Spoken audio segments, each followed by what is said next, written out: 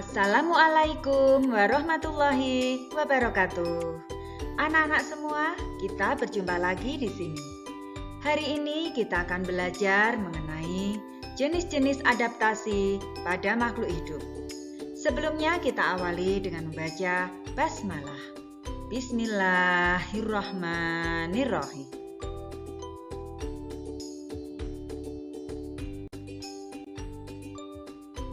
Adaptasi adalah cara penyesuaian diri makhluk hidup terhadap lingkungannya. Tujuannya untuk bertahan hidup. Jenis-jenis adaptasi pada makhluk hidup ada 3 macam. Yang pertama, adaptasi morfologi. Yang kedua, adaptasi fisiologi. Dan yang ketiga, adaptasi tingkah laku. Kita bahas yang pertama. Adaptasi morfologi.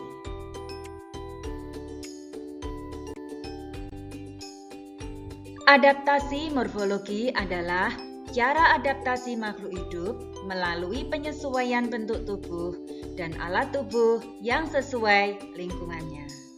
Contohnya, bentuk paruh dan kaki burung untuk mencari makan, bentuk daun kaktus yang kecil berupa duri untuk memperkecil penguapan, dan lain-lain.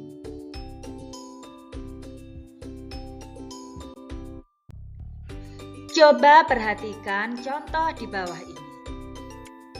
Bentuk paruh pada beberapa burung ini memiliki bentuk yang berbeda-beda.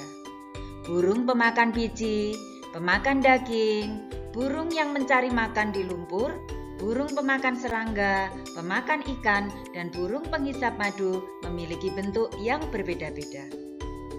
Bentuk paruh burung mempunyai bentuk yang berbeda-beda sesuai jenis makanannya. Contoh adaptasi morfologi berikutnya adalah adaptasi morfologi pada kaki burung.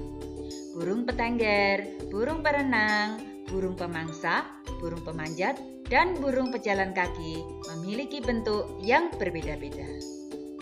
Bentuk kaki burung mempunyai bentuk yang berbeda-beda sesuai kegunaannya.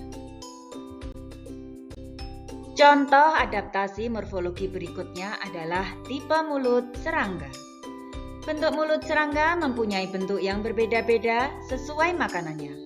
Contohnya belalang memiliki bentuk mulut pengunyah, kupu-kupu memiliki bentuk mulut penghisap, lalat memiliki bentuk mulut penjilat, dan nyamuk memiliki bentuk mulut penusuk dan penghisap. Tipe mulut serangga ini tergolong jenis adaptasi morfologi. Contoh adaptasi morfologi pada tumbuhan adalah bentuk daun. Bentuk daun pada beberapa tanaman menyesuaikan tempat hidupnya. Tanaman hidrofit atau tanaman yang hidup di air memiliki daun yang lebar dan tipis, gunanya untuk memperbesar penguapan. Pada tanaman eceng gondok, memiliki tangkai daun yang menggembung untuk membantunya mengapung di air. Kemudian pada tanaman xerofit atau tanaman yang hidup di daerah kering. Tanaman ini memiliki daun yang kecil. Contohnya pada kaktus, memiliki daun berupa duri untuk memperkecil penguapan.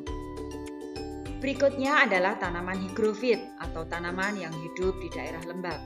Tanaman ini juga memiliki daun yang lebar dan tipis untuk membantunya memperbesar penguapan. Adaptasi yang kedua, yaitu jenis adaptasi fisiologi.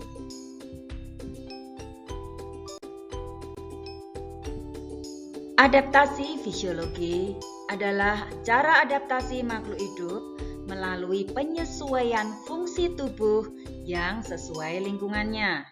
Contoh, hewan herbivora mengeluarkan enzim untuk mencerna makanan dari tumbuhan. Ikan melakukan osmoregulasi atau mengatur tekanan osmosis air.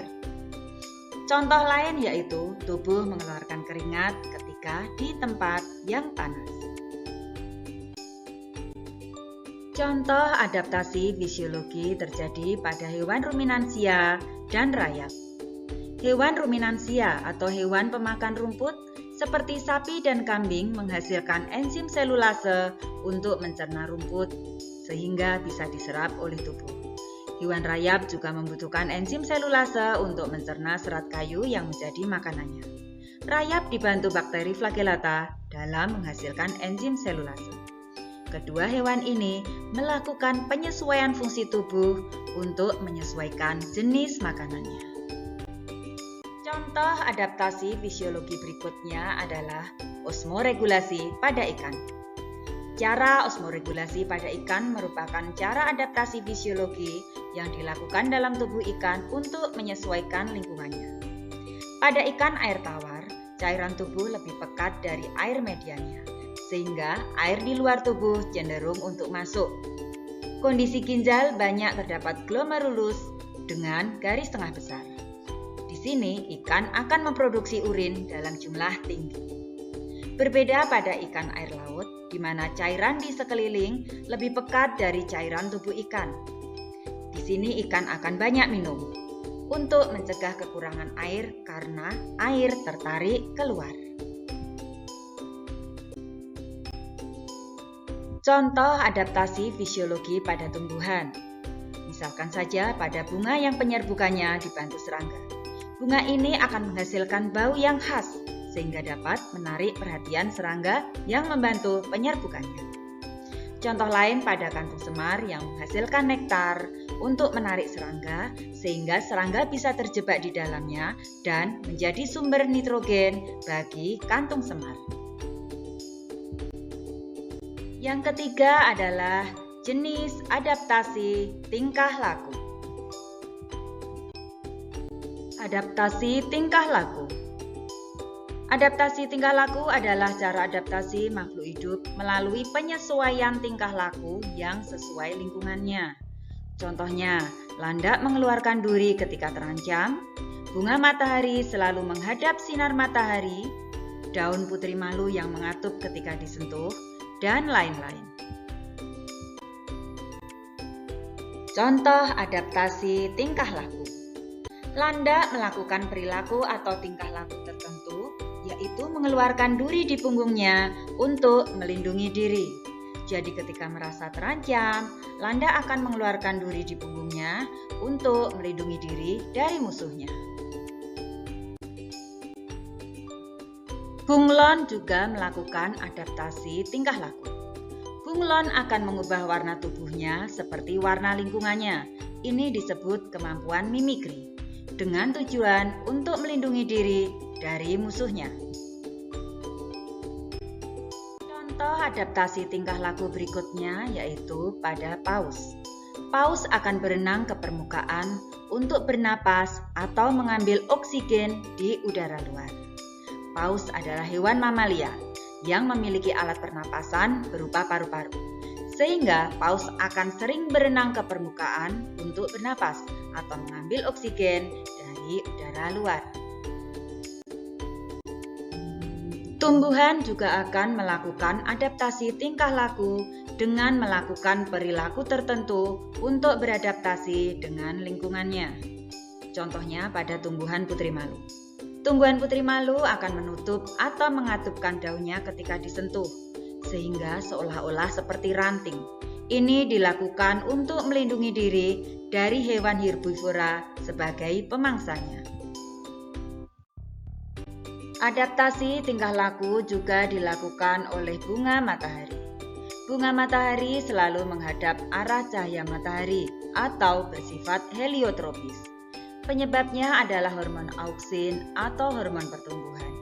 Hormon ini akan diproduksi lebih banyak pada sisi yang jauh dari matahari, sehingga tangkai bunga mengarah ke cahaya matahari. Bunga yang menghadap matahari akan lebih terlihat oleh serangga penyerbuk, sehingga membantunya untuk didatangi serangga penyerbuk. Biji bunga matahari juga lebih terlihat, sehingga bisa mudah disebarkan hewan lain. Ini adalah contoh adaptasi tingkah laku pada tumbuhan.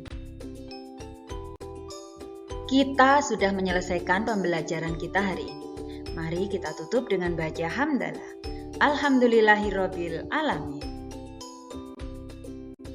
Terima kasih, sampai jumpa lagi. Wassalamualaikum warahmatullahi wabarakatuh.